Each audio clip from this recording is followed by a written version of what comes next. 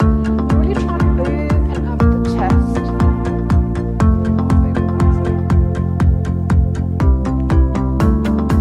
Shoulders down, bones. The arm bones can be bigger, the shoulder sockets can be big. Tanya, and welcome to the session today. And what we're going to be doing today is some neck stretching. So something that's quite important about neck stretching, or when we're working with shoulders, so whenever we're going to do some shoulder strengthening stuff or a lot of shoulder exercises, it's always a good idea to stretch the neck, the neck muscles first. I was going to tell you the name of the muscles, but I won't. It's always a good idea to stretch those muscles off first. Otherwise, in the next day or the day after, you might land up with a really stiff neck. So this little routine that we're going to do today is all about stretching off the neck. And I do tend to suffer with a tight neck, just, you know, from sitting on a computer for quite a long time or anything like that. So if you tend to be one of those people that has to sit at a desk all day, or maybe you do long distance driving, these muscles, they become quite stiff. So what we're doing today is going to loosen that off. So the first thing we're going to start with is shoulder rolls. Now, if you haven't got a band, everything we're doing now you can do without a band, or you can even hold weights, which will act like traction, which will help to decompress the shoulder joint. And so you can also use bottles of water or something. If you're going to use a band, one with quite a strong resistance is a good one. So like I'm using the purple. So I'm going to put my heels onto over there, onto the band. And then I want to try and hold the band as tight as I can get it. And what that's doing is it's pulling the shoulders down. Okay, so like I said, it's acting like a bit of traction. Weights can do the same thing. So I'm going to pull my shoulders forward, up to my ears, wall behind me and down. So just carry on doing these. Don't overthink them. And you just want to make sure the spine is nice and tall, the head's not looking down. And I'm just going to stand to the side quickly. So just be mindful that this is not happening. So if you've got a mirror, have a look. Or sometimes when we're doing shoulder circles, people are doing the circles from the arms, okay? That's arm work, bicep work. What we're trying to do is get the shoulders to do the work. Okay, so there's a little bit of strengthening there as we lift in the shoulders, but really try and open up the chest. So just getting everything moving. Good. So once the shoulders have come back down, we're going to hold that there, and we're going to start to do what I call nose. We're going to look over the left shoulder, and we're going to look over the right shoulder. Now this is a good time if you have access to a door or a wall or something that you can stand against. Because what might happen is when you look to one side, let's say I'm looking to my right, if I've really got tightness down this area of the neck, when I look to my right, it's going to pull the shoulder round. So if you've got a wall that you can stick your shoulder blades against and you can put the back of your head against, it's going to give you that feedback as to whether there's any movement. So I'm going to look towards the left. Now, as I look towards the left, I'm trying to look over the shoulder. Like imagine there's someone behind you that you're peeping at. Now pull your right shoulder back and down and maybe give it another circle. Come back to the front, head over to the right. Give it a little circle. Good. Come back. So each time you're going, we're trying to go that tiny bit further. Back to the center.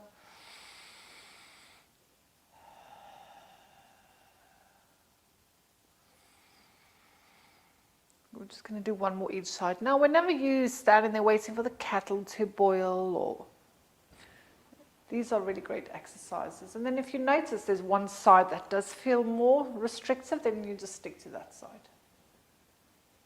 And then bring yourself back to front. So now we're going to do ear to shoulder. This is always a funny one, this one. If you've got a mirror, try and use a mirror for this one. So left ear to left shoulder. I'm just going to put the band down for a minute just to talk to you. So when we're doing ear to shoulder, what I'm focusing on is the neck, okay? So what I'm trying to do is keep the shoulders completely still and just turn the head so that the ear comes to there.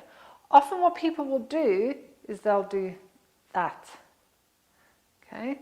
So everything else is completely still. I'm just taking the skull on top of the neck, or even maybe I'm trying to get that towards the shoulder. Okay? And then you bring it back up, and then to the other side. So right ear to right shoulder. And again, you might find like one goes all the way down, another one's like stuck halfway.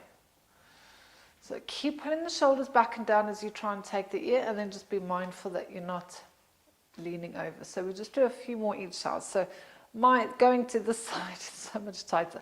And it might change. It doesn't stay the same. So sometimes you think, oh, it's always going to be the left side. But it doesn't. It does change. And then come up and then over to the other side. Coming into my favorite ones now. And then bring your head up. Not so much my favorite, the ones I need that feel the nicest. So 45 degrees. I'm going to gaze 45 degrees to the left. Now I'm going to reverse the car into the garage. So instead of dropping the chin down, I'm going to pull the chin back to straighten up the neck. And now I'm trying to get the chin above the collarbone. So again, what people do with this is they do that. So if I'm against the wall, when I come into that chin tuck, so the back of the head's against the wall, and I'm trying to get the back of the neck to stay against the wall as I take the chin towards there. Obviously it's not, because your head is moving forward slightly, but there's a difference between that and the whole body leaning forward. So just from the side, so keep holding your bands. So 45 degrees. Send the chin back first, and now I'm trying to get my chin onto the collarbones, but I'm trying to keep that up straight. We've got muscles that come up there, come down the neck, and into the shoulder blades called levator scapular muscles. And they're a little bit of an odd muscle. They're not just, there's 3 of them. And a lot of people, so sometimes you've heard the term, oh, feel the knot in there. It's this muscle that is tight, is causing a problem. Headaches, all that kind of stuff is probably this muscle. You might start to feel like a pulling down, like on the inside over there somewhere. So I said, I really love these. I'll just get myself back into that position. Just keep holding. So when it comes to stretching, we need to hold for at least 20 seconds. Now you'll find that after a while that muscle will release. So now what I'm going to try and do is just take it a little bit deeper, but I'm pulling the shoulders back and I'm letting the band pull my hands down. Breathe in.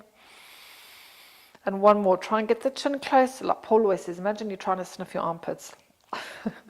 Shoulders back and down. Good. Oh, feels so nice. And then bring your head up. We take it 45 degrees to the right. Reverse the car into the garage, and then chin to collarbones. So again, this side feels a lot restrictive for me. I'm just going to hold. Each exhale, can you take a little bit deeper? And really try and relax that opposite arm, because what your brain will do is, because it's not very comfortable, as you try and take your chin closer down, that shoulder might climb up a little bit more. Because your brain has a few jobs. One is to keep you safe, one is to keep you comfortable, and one is to keep you keep you alive. Out of pain, in comfort. So it will do whatever it can to eliminate discomfort and pain in the body. Bring the head up. We're going to take it one more to each side. So 45 degrees, chin to chest, or say chin to collarbone. Pull those shoulders back and down. I can feel myself rotating a little bit as well. And any tightness in the body can affect hips, feet. So really trying to go as deep as you can into this. Oh, bring it up. Last one to the other side. Reverse your car.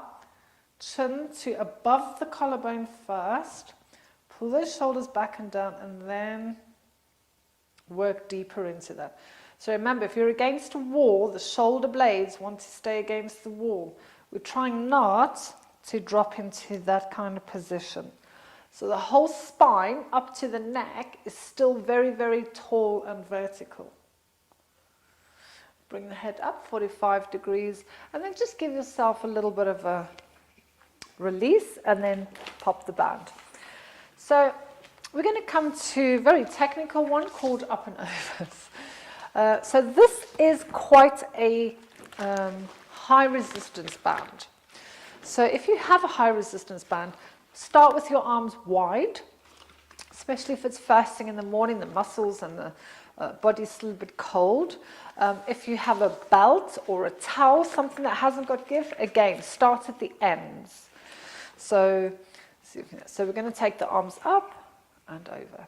So I mean, very technical. So that felt quite easy for me, so I'm just going to close that gap a little bit, and I'm just going to stand this way. So when we take the arms up and over, what we're trying to avoid is any kinking in the body, which I'm exaggerating it now, or bending in the arms, okay? So as the arms come up, we've got muscles here called upper trapezius muscles on top of the shoulders, and we like to refer to them as bully muscles. So they're actually doing a lot of the jobs of other muscles in the body that it shouldn't be doing. But because it's easy for that muscle, it's like, leave it, I'll do it. But now the muscle is starting to be recruited in the wrong way. Okay? And this is what's causing a lot of neck and shoulder pain and discomfort. So what we are going to do is when the hands come up, we need to tell this upper trapezius muscle to stop working. So as you come up, you're going to pull your shoulder blades down. Now get to the point where the muscles must kick in, because that's what they do. But as you come up, still trying to drop the shoulders. I'm going to exaggerate what we're trying to avoid. So we're trying to avoid this. Okay? So as you come up, shoulders away from your ears, lift the head. We have a nice big turn of the arm bone inside of the shoulder socket.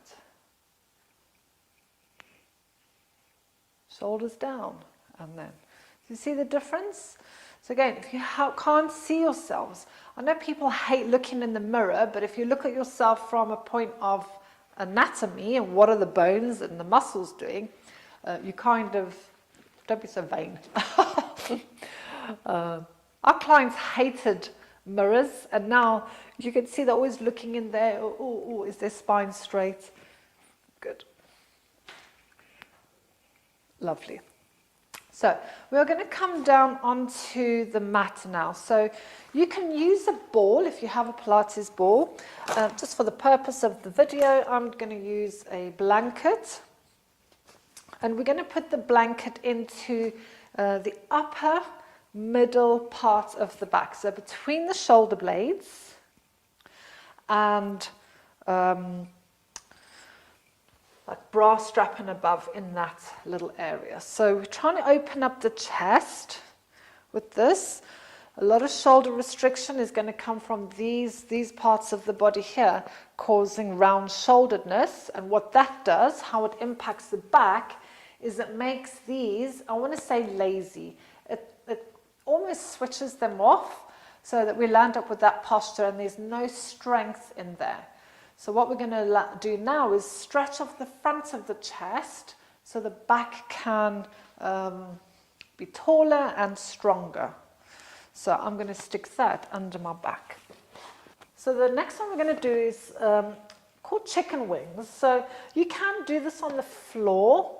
You can do it in standing. You can do it all. I like to do it on the floor just because it gives a bit of a more open chest.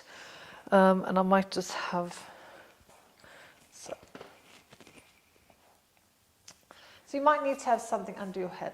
Now with chicken wings, if we were doing it in standing, you're trying to have your hand, wrist, elbow in line with the body, okay?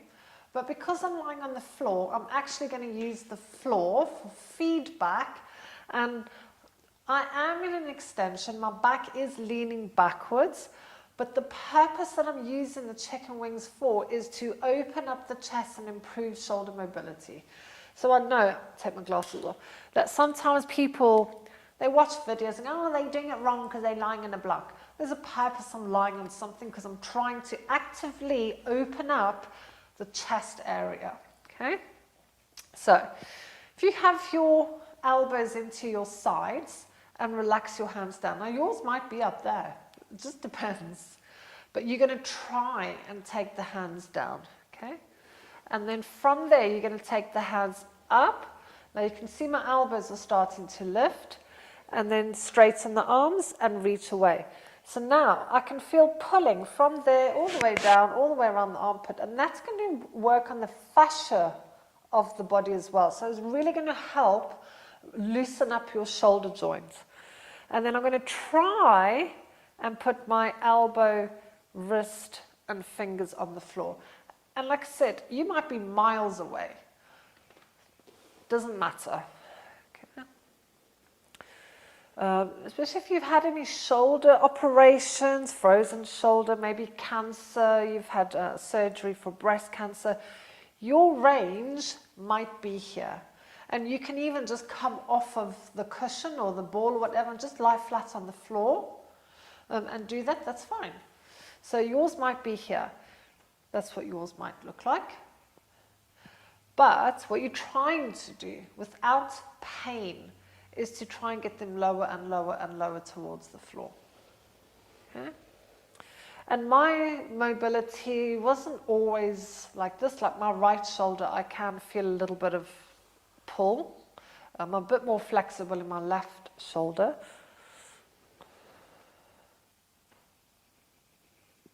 Trying to take the elbows down, you can see that hand's trying to pop up.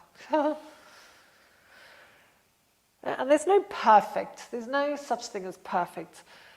Everything we do in Pilates, it's, are you trying to do something? It may not look like it does in a book or in a video, but if you are trying to do something, you are still recruiting the muscles the same way. Oh, there goes my phone. Good. So we're just going to do one more. And this will really help with your shoulder mobility, the range of motion. Good. So bring your hands back up towards the ceiling. And we're just going to have a little play with hand positioning. So you've got palms facing the knees, so facing down, and we've got palms in. So let's start with palms facing the knees, so the palms are facing away. One hand's going to go towards the head, the other arm towards the foot. So my left hand can touch the floor, maybe yours can, maybe it can't. And then we're going to take it up and take it back that way. So you can see my right elbow starting to bend. That means there's something going on in the shoulder. So if I try and straighten it, you can see I can't touch the floor and it's actually causing a little bit of pain. So for that arm, I might just keep it a little bit higher. Okay? So if you're there and your elbows are bent, the arms need to be straight, and I want to use the term locked out in the elbows. Okay? So again, sometimes you might get in the Pilates world, perhaps you've done Pilates where they talk about ribcage closure. There's a time and a place for it. What I'm focusing on today in terms of shoulder mobility, chest opening, flexibility of all the muscles around the shoulder. I don't really care if your rib cage is flaring. It's not, you're not going to hurt yourself. Other days I might be wanting to work more on shoulder dissociation or control. And then I might say, yeah, right, today I want you to really keep your ribs connected down, and I wouldn't have you on a block either. So like we do with when we do our teacher training for Pilates, that why do we want that? Why are we given the exercise? And for today, I'm just working on your shoulders. So I'm not really fussed if the rib cage is expanding. Good. Now bring your hands up. Now we're going to turn the palms facing inwards. And then see how that feels. And you might actually find that this one feels better. Okay? And the reason for that is because of the shape of the bones in your arms. So sometimes, you know, all of our bones are not exactly the same. Sometimes the arm bones can be bigger, the shoulder sockets can be bigger. But in this position, when we turn the palms inwards, it allows the little bump, the trochanter on the top of the bone, to turn into a position that glides easier within the shoulder joint. So like earlier when I said, oh, I can feel that there, it feels like an impingement because the bone is almost crushing against the other bone. Whereas this way, I've turned the arm bone and now there's space. So that was just a little bit of a lesson about, you know, even bones have a right position to be in. Good. And then bring your hands up. So we're going to come back into seated. I'm just going to lift my head onto the side and push yourself up. So that's little standing routine. You can do that in the mornings. You don't need a band or anything. When you're waiting for the kettle to boil, or sometimes when you have to let the dogs out, you know what they're like. They want to sniff around forever. And especially ours is not secure at the back, so we've got to wait for them. So I might stand and just do some neck, shoulder rolls first thing in the morning to get the neck loose. So I hope you enjoyed that session, which was to loosen off shoulders, have a nice little neck stretch, and it's something that you can do every day, or if you're sitting at a desk and you have your lunch break, just getting some stretch into the back of the neck. So I hope you enjoyed that. Thank you so much for watching. I'm Tanya from Elite Pilates and Yoga, and I'll see you soon.